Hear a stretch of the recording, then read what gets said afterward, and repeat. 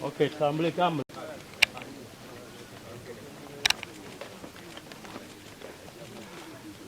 kijja kugawa bujasaba ebifaananyi.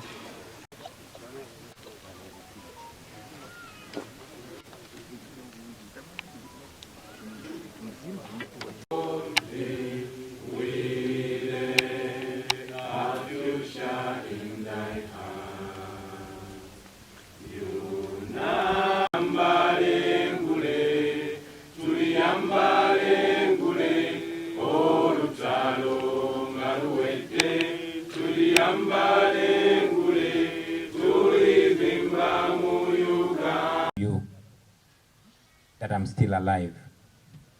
On Tuesday, together with some comrades, we set off from here to go visit our lawyer, George Musisi, for a private function, just about 4 or 5 kilometers from here. That was in Bwiino. Bwiino is a very nearby place from here. Everything went so well at the function. We left here at 3 and we spent about 2 hours or something at his house. So at about 5, we set off to come back here. I moved with some foot soldiers, our comrades who were riding bikes and were dressed very smart. But like you have seen in some of the videos that are circulating on social media, having moved just a few meters away from Councillor Musisi's house, we met the police officers charging towards us, shooting explosives and beating those that could not run fast enough. You have seen some comrades in the videos putting up their hands as a sign of peace and pleading with the officers to stop the violence, but in vain. The police descended upon innocent comrades and brutalized them so badly as they were struggling to make sense out of the situation. My driver saw them coming, and because he knows how they usually behave, he very quickly rolled the windows of the car up. Unfortunately, the roof of the car was still open. So one of the police officers climbed on our car and pepper sprayed inside the car through the open roof. Now, this forced us to come out of the car. And as soon as we came out of the car, one Robert Kuzara, who is the DPC of Chira Police Station, ordered and shouted, "Shoot him." I'm glad that moment was also captured on camera, not by our people, but by bystanders. One PSJ pulled out a gun, but glad enough we had a camera with me. So I told him, "You're on camera." And then he moved, turned around, grabbed a tear gas canister from one of the police officers and threw it to us. The canister exploded on my leg, shattering my shoes and harming me so bad. That is how I ended up in this state. I'm a very, very lucky man, because in the presidential campaigns of 2021, a similar explosive was thrown at me, but it missed me narrowly and it hit a lady called Zubeda. Zubeda lost her leg, and up to today she continues to face hardships in life. No justice has been served to her whatsoever. The people that took her leg were not brought to book. That matter was swept under the carpet. The same canister was thrown into a residential room in Lumumba Hall at Makerere University during a student's protest. It exploded right there, and a medical student called Sebuganda Ronald, who is here with us today, lost his hand. I don't know if Sebuganda is near. Tuma Rusoke has taken lying to an even higher notch than Enanga. They trained them to lie in broad daylight without shame.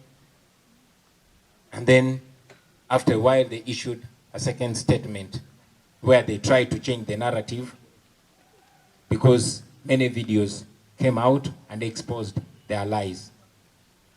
At this point, ladies and gentlemen, allow me to salute the citizens who recorded all these events as they unfolded. I want to thank them very, very much. For a long time, we were asking people to use their cameras. We've been telling them that their cameras are their weapons, and they listen to us. Otherwise, without them, we wouldn't be able to substantiate the truth. They would have maintained their lie that I stumbled and fell. As a matter of fact, maybe they would have blamed us for something else, but everything was captured on camera. Remember when Museveni's minister one time, shamelessly, after Zake was tortured, he went and told Parliament that Zake tortured himself, and actually he hurt himself by biting his own ears. That was a minister saying that. Therefore, I want to make another call to the people of Uganda to continue using their cameras. It is those cameras that are keeping us out of jail. It is those cameras that are keeping us out of danger. But most importantly, it is those cameras that bring out the truth. Because General Museveni has compromised almost all media houses, and the truth cannot come out. But when citizens record these things and put them out there, then we have at least a certain degree of safety. You recall all after that we can never ever have the hope of having the truth or getting footage from those cameras, because those cameras are manned by the criminal police who are so allergic to the truth. Cameras from a different place, even brought videos of our activities back in the day.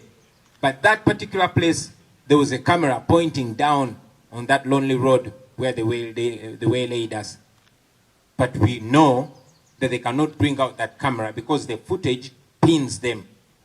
That is the police that we have today. Away from that, ladies and gentlemen, many times the attention tends to be focused on me, but there's so many people that got hurt in the Tuesday scenario.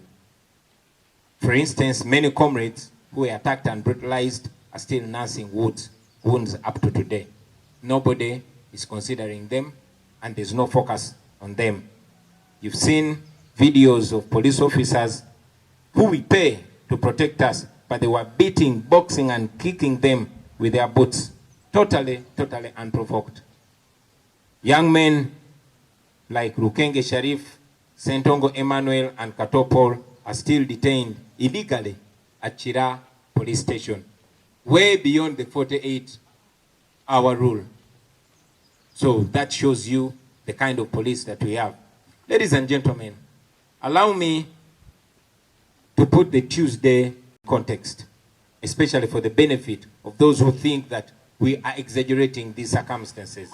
As a matter of fact, we are trying to downplay our pain because we don't want to make them feel like they succeeded in what they wanted to do. Exactly 1 month ago, ladies and gentlemen, the head of our security, Comrade Achireo Chivumbi, was abducted near his home. He was tortured so bad in the military detention, and then finally charged in a military court. He is in prison right now. No crime whatsoever. Comrade Achireo is being represented by our lawyer, George Musisi. So that where my driver, Yasin Kauma, was shot by Museveni's guards, the SFC, that was in 2018. Then, they thought they were shooting me because the place where Yasin Kaumameti's death, that's a place that had been sitting in that car all day. So as soon as I left the place, Yasin sat in that place because he was my driver, and that's how we met his death. And then on 1st December in Kayunga, you all remember the presidential campaign, the police threw a similar explosive at me. It missed me, fell a distance, but near Dan Magic, and the police officer that was heading my security during the campaign, Afande Kato, Dan Magic was smashed, he lost his teeth, and his mouth was cut. He has had to undergo several surgeries to restore his jaw. And as we speak right now, he's in the UK for yet another surgery. As for Afande Kato, we've never heard from him. We don't know whether he's still alive or dead, because we clearly know what the regime does to people, especially in the police, who are kind, who exhibit even the smallest level of humanity to those that the regime regards as enemies. The same day, ladies and gentlemen, on December 1st, after we dropped down, exhibiting the highest degree of discipline. They are extremely, extremely disciplined and self-restrained, even when they would be justified to defend themselves. It is that, our discipline, that is standing between us. Our discipline, ladies and gentlemen, to you the foot soldiers, I want you to know that it is our discipline that is standing in the way of those that want to take us out of the way. So I salute you and I encourage you to continue being disciplined, because that exposes them and fails their attempts on us. We also have information, ladies and gentlemen, most of the police officers involved in that Tuesday attack are actually not police officers. These are soldiers, only disguising as police officers. Others are hardened criminals that the regime uses and then rewards very heavily after they commit these crimes against innocent citizens.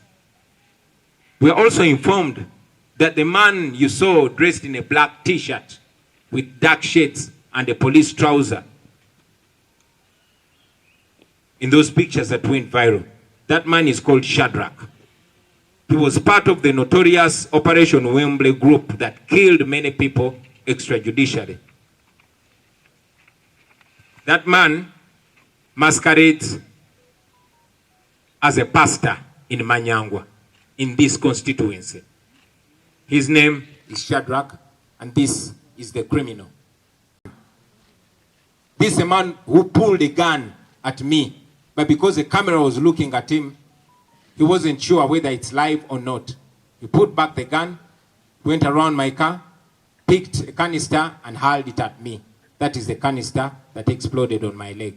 This is the man. His name is Tracy J. Kaino Elias. He is the OC station for Chira Police Station.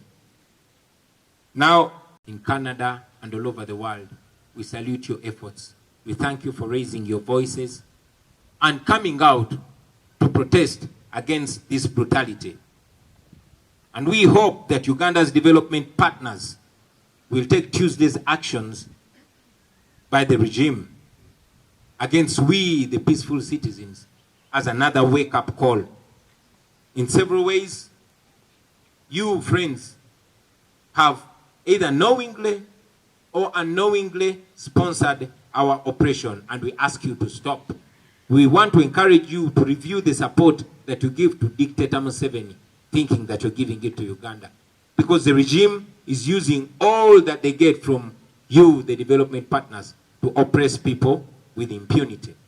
So we ask you to review your relationship with Museveni and do it as quick as possible, because Ugandans are dying. We also want to request you to hold accountable the commanders of the security agencies that use lethal and unnecessary force and sometimes illegal ammunition against innocent citizens. We ask you, development partners, the international community, to walk the talk to stop supporting Museveni, whose major preoccupation is violating international law. On our part, ladies and gentlemen, these criminals in their individual capacity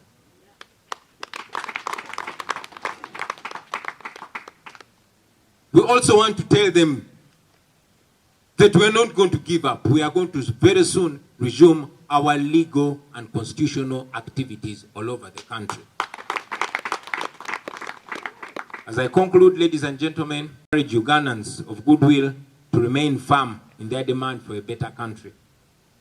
Whatever happens to any of us, however bad, don't stop.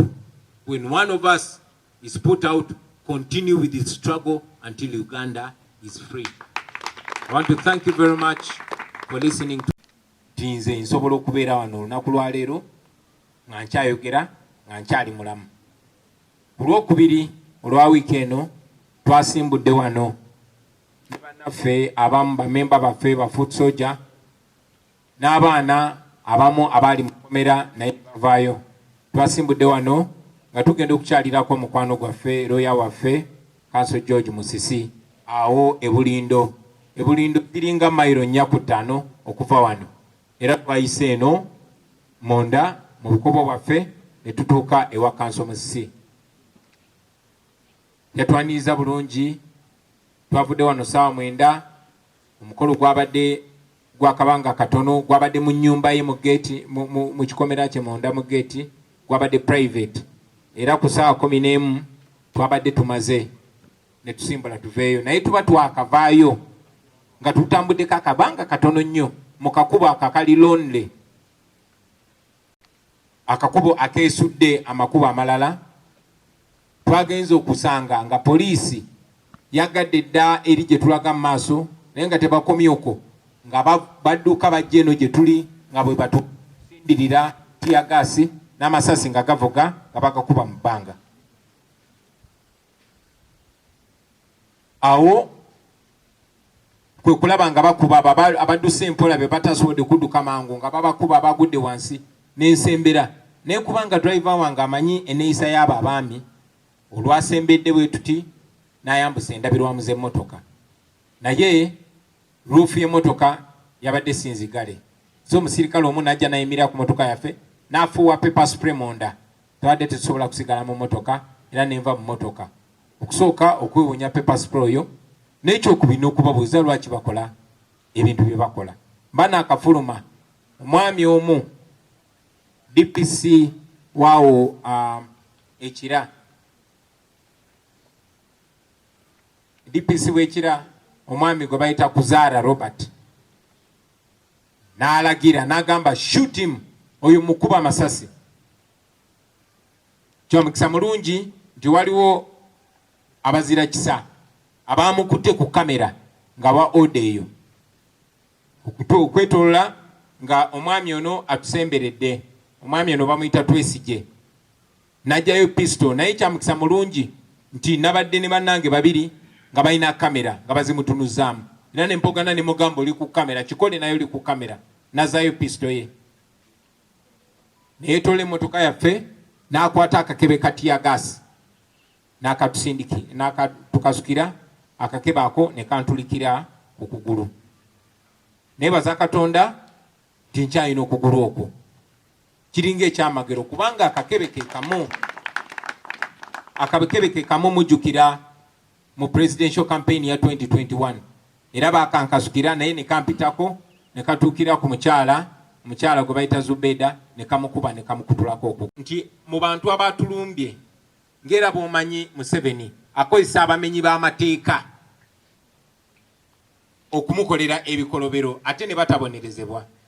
Omwami ono bamuyita Shadraka, amannya ge amalala tusaba abannansi abali eyo namwe mutuyambe mumulabise amannya ge mugatufunire era mugatekeyo ku social media. Ese manye nti wakabi nnyo munnange, kubanga ono omwami tukimanyi nti omu ku baali mu operation Wembule abaatemulanga abantu n'obbabako ebintu byabwe. Omwami ono tumuyina information nti bamusiba nako olw'okukwata omwana, ne bwe yava mu kkomera kati ennaku zino yefuula mulokole, in fact yefuula pastor, ayina ne church awo Manyangwa gyalimbiramu abantu.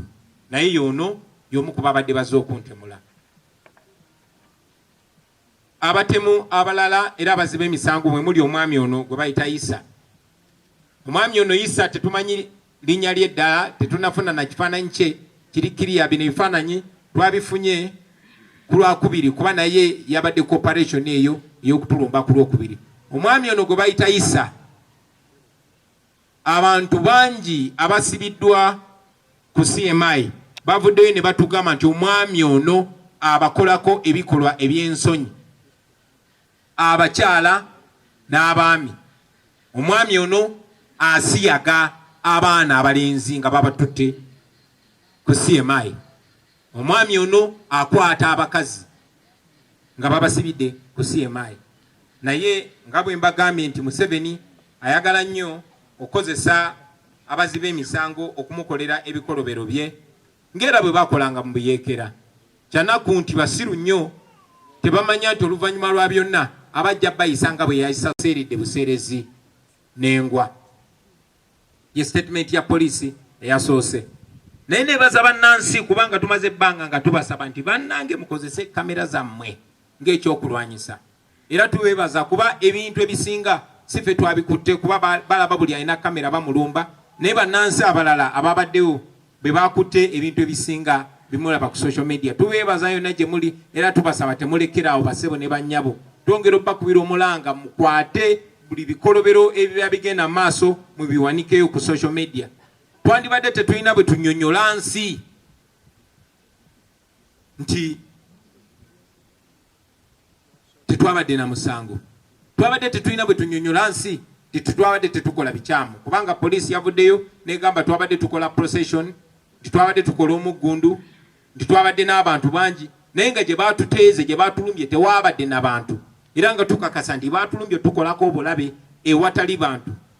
Omwami oyo Lusoke omwogezi wa poliisi yajjayo ebifaananyi ebimu ebya poliisi kamera ezabadde zikwata mu kitundu ekirala. Naye poliisi kamera ezo ne gye twabadde tuva zabadde zitunuddeyo. Era nkakasa footage eyo bamuyina, ebifaananyi ebyo babiina, naye tebasobola bitulaga kubanga ebifaananyi ebyo nabyo bibalumika. Kwegamba bo baatendekebwa kulimba. Mwami Lusoke kati avuganya n'enanga ani asinga munne okulimba.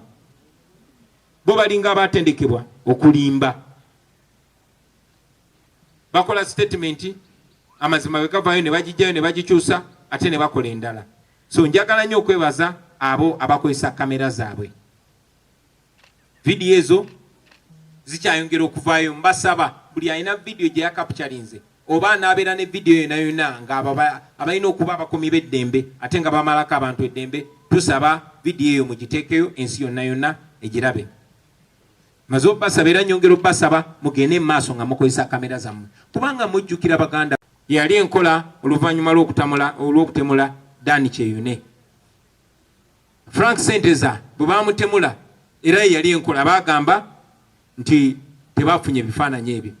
Era obujulizi obutono nnyo bwava ku kamera ez'abantu baffe abali eyo bannayuganda. So tubasaba temulekerawo kukozesa kamera ezo basebo ne bannyabo.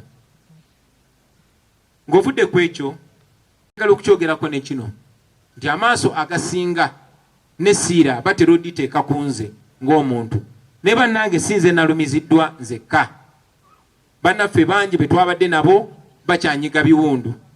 Abalala bannaffe bakyali mu kkomera. Abantu nga Lukenge Sharifu, abantu nga Sentongo Emma, abantu nga Kato Paulo bakyasibiddwa awo ku poliisi y'ekira awatali musango. Morova mu bumenyi bw'amateeka kuba essaawa 48 zaweddeko dda oba zagwako dda omuntu zalina okubeera mu kkomera nga tebannamutwala ku poliisi. Naye bano bamenya amateeka kubanga bamanyi mu kifo ky'okubonerezebwa olw'obumenyi bw'amateeka ate bajja kukuzibwa bukuzibwa. Kiringa ekiraga nti omuntu kati bw'aba ayagala nga bawamba akulira ebyokwerimba byaffe gwe bayita Akireewo Kivumbi. Bajja ne bamuwamba okuva ewuwe ne bamutwala ne bamutulugunya mu CMI ne bamala ne bakomawo waka ne bagamba basanzeewo ennyota z'amagye ne bamutwala mu kkooti y'amagye newankubadde si w'amagye. Kaakati olunaku lwa leero ali luzira. Kanso George Musi yiroya wa Kireewo era ye uloya w'aba foot soldier bano bangi nnyo nga bwe mmanyi nti baloya bangi batya oba batiisibwa tekibanguyira kugenda kwolereza bannaffe mu kkooti y'amagye. So olw'okukola ekyo twalowooza tikirungi okusiima Kanso Musi bweri nono yaffe ne tufuna ettooke n'enkoko ne tumukyalira newankubadde bye twasanzeewo bye twalidde tebyabadde binene bingi okusinga bye twatutte ne tumala bulungi ne tukomawo. So abaana abo bagenda ewa Museveni bagenda ewa Musisi okumwebaza olw'okubawolereza n'olw'okuyimirirawo ku lwabwe. Abaana bangi nnyo abaafuuka ba political prisoners abawolerezebwa baloya abaffe abo nga mwe muli Machete Yasini, mwe muli Olivier Rutaya, mwe muli Sharif Kalanzi, mwe muli Bobi Yanga n'abalala. Wiiki eno ng'etandika twayiseeko ekitalya ne tubalamusaako ne tulaba ne ku baganda baffe aba FDC be baakwatira e Nairobi ne babakomyawo e Uganda nga tebayise mu mitendera amateeka nga bwe galagira era ne bagulibwako emisango egy'ekimpatira egy'okulya mu nsi olukwe. Ebbanga eriise mulabye nga tuzze tusumatuka ettemu. Nze ng'omuntu matisa obutemu emirundi egisukka mwena batandikira mwalo nene bamaliriza nga basse driver wange Yasini Kawuma kubanga yali atudde mu kifo ekyo kyenasiiba nga ntuddemu. Bagenda mu maaso bagezaako tutemula ekayunga olunaku lwe lumu bwe twasurvivinga newankubadde kanisa yakwata Dani Magic ate ne batusindirira amasasi mu mmotoka munda mu ndabirwamu era Honorable Zaake eryamuyita kumpi nnyo ne bakuba n'emmotoka yafa mipiira n'ebitundu ebirala bingi nnyo bibageddeko nti abazzi b'emisango Museveni basinga okukozesa era ojja kwesanga nga n'abali mu poliisi bonna ba criminal ba Frank Mwesigwa abo bamenyi b'amateeka bano bembalaze wano bamenyi b'amateeka naye bakozesa ne bano bayisa abakwasi b'abakazi abasiyazi b'abantu bakozesa ne bano bashadraka akeera ku makya n'agamba nti musumba ate ng'ebikolobero byakola ensi yonna yonna. So njagala okubazaamu amaanyi bassebo ne bannyabo mbasaba temuggwamu maanyi. Ffe kye twagala okusinga okukola kwe kulabisa era tugenda maaso n'okikola. Mbagambye ono omwami Kuzaala Robert DPC w'ekira yawadde odeyo nti oyo mukuba amasasi. Ono omwami yabadde gy'emundu nawonedde watono olwa kamera naye neyeetooloola n'akwata akakebe katiyagaasi kakanista n'akakasuka ne kantulikira kugulu kyekintadde mu mbeera eno. Ono bamuyita Twesigye Kaino Elias. So bassebo ne bannyabo tekirimu kubuusabuusa nti Mwami Museveni yalagira obumenyi bw'amateeka obuzzi bw'emisango buno bugende mu maaso era waaliwo enteekateeka ey'okubakuba mu mbuga z'amateeka ezo ey'okubavunaana abantu abaatemula Yasini Kawuma n'abo abantulugunya mu Arua. Naye Museveni yavaayo n'agamba Bobi Wine bamukubye bulungi nnyo kitegeeza nti aba balaze tibaakoze kituufu. Teyakomawo n'abalinnyisa amadaala. Ennaku bbiri eziyise Frank Mwesigwa eyakulembera okutulumbagana eruuka ekyaviirako Novemba Masaka bwe baatemulira abantu abasukka 150 bamukuzizza ne bamufuula Assistant Inspector General of Police. Yakulira operation za police Uganda yonna oluvannyuma lwo. Mwe abasitudde amaloboozi gammwe tetusobola beebaza kimala. Bannaffe abali ebweru w'amawanga chapter zaffe ez'omu diaspora ab'e Canada ab'omu America ab'e South Africa ab'e Kenya n'abaawano abaavuddeyo ne mukuba enkuŋŋaana z'abannamawulire ne muvumirira ettemu erya obulumbaganyi bwatukoleddwako. Nammwe abaavuddeyo ne mwekalakasa mu ddembe twagala obbeebaza abassebo ne bannyabo ekyo tetugenda kyerabira. Kukuba abo abasirikale mu mbuga z'amateeka buli omu ng'omuntu kubanga etteeka ly'eddembe ly'obuntu liragira nti oyo aba alinyiridde eddembe ly'omuntu ayina okuwawaabirwa ye ng'omuntu. So tulina enteekateeka ebakuba mu mbuga z'amateeka bo ng'abantu. Njagala okutegeeza bannaffe okwetooloola eggwanga iffe tetunnapowa. Era ne bwe tunajjanga tuwenyeggera tujja kubatuukako, era mu bbanga eritali lwawala tugenda kuddamu activity zaffe eziri mu mateeka, kuba tewali kye tukola kimenya mateeka. Njagala okuva waggulu nga nsaba bannayuganda mwenna okubeera n'obuvumu. Mubeere bavumu, mubanje ekyo kye musaanidde. Kyonna kyonna ekinaaba kintuuseeko oba ekinaaba kitutuuseeko temulekerangaawo. Kyonna kyonna ekinaaba kitutuuseeko njagala kibanyiize bunyiiza. Mugende mu maaso ne struggle paka nga Uganda efunye eddembe lyayo. Mwebale nnyo bassebo ne bannyabo kutuwuliriza ku lwa Katonda n'ensi yange. Thank you, Mr. President. We'll take 2 or perhaps at most 3 questions, if any. Yes, Ramson.